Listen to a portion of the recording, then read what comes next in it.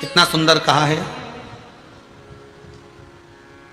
शंकर भगवान को बेलपत्र चढ़ी हुई वापिस चढ़ सकती है, पर किसी भी देवता पर कोई फूल पुष्प आपने चढ़ाया, कोई पुष्प आपने चढ़ाया, ठंड का समय है या बारिश का समय है, पुष्प जो चढ़ाया हो सकता है कि मुरझाया नहीं हो।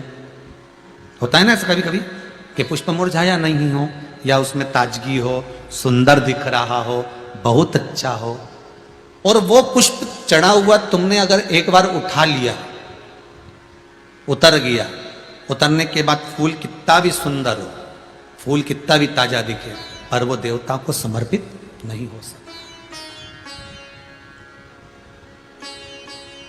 भले उसमें सुंदरता है।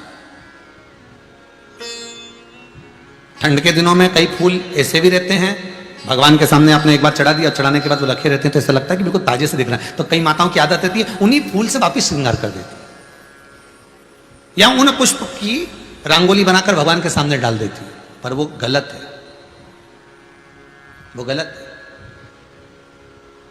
जिस दिए में बाती लगी हुई है, बाती पूरी जल चुकी है, उसकी राख या उसका काला थोड़ा सा भाग दिए के अंदर रखा है, और आपने दूसरी बाती रखकर उसको जला दिया, तो वो जलाया गया जो भाग है लक्ष्मी को क्षीण कर देता है।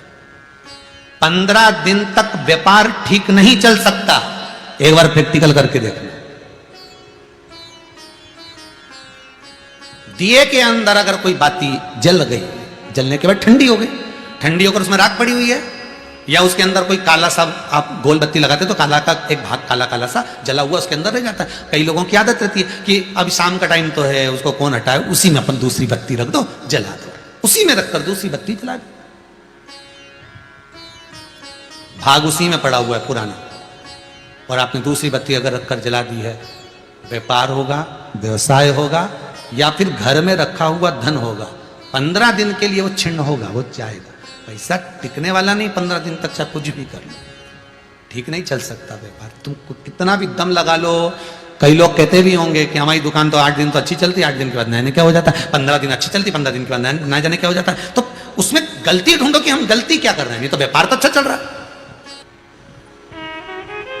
तो उसमें आपको वर्णन किया था कि भगवान की बेलपत्री, भगवान का गरुण घंटी क्यों बजाई जाती है, मंदिर में घंटी क्यों बजाई जाती है, घंटाल क्यों बजाया जाता है, ताली क्यों बजाई जाती है मंदिर के अंदर, कारण क्या है। शंकर के मंदिर में घंटी क्यों बजाई जाती है, शंकर के मंदिर में उस घंटी को क्यों बजाया जाता है, ताली का नाद क्यों करा जाता है, शिव मंदिर में किस लिए करा जाता है। तो लिंग पुराण कहती है कि मंदिर के अंदर या घर के अंदर आप गरुण घंटी जब बजाते हो, घंटी का नाद जब करते हो, तो शिव महापुराण की कथा और लिंग पुराण की कथा, विष्णु पुराण की कथा कहती है मात्र घंटी का नाद कर देने से जितने भूमि पर तीर्थ हैं, जितने साधक साधना कर रहे होते हैं, जितने तपी तप कर रहे होते हैं, जितनी पवित्र नारी स्त्री पतिव्रता धर्म का पालन कर रही होती है, जितने दान पुण्य स्मरण हो रहे होते हैं, उस समय पर जिस समय तुमने घंटी बजाई है, उस पल वो सारे पुण्य घंटी का नाद करते से तुम्हारे खाते में आ जाते हैं, मात्र घंटी का नाद कर देंगे। शंकर जी के मंदिर में जाकर ताली का नाद किया जाता है। ताली का नाद शिव मंदिर में क्यों बजाई जाती है, उसका कारण उस मंदिर में जितने बैठे होंगे, जो भजन कर रहा, तप कर रहा, साधना कर रहा, अभिषेक कर रहा, पूजन कर रहा, 3 बार ताली बजाने से उनका सारा का पुण्य हमारे खाते में 1 सेकंड में आ गया।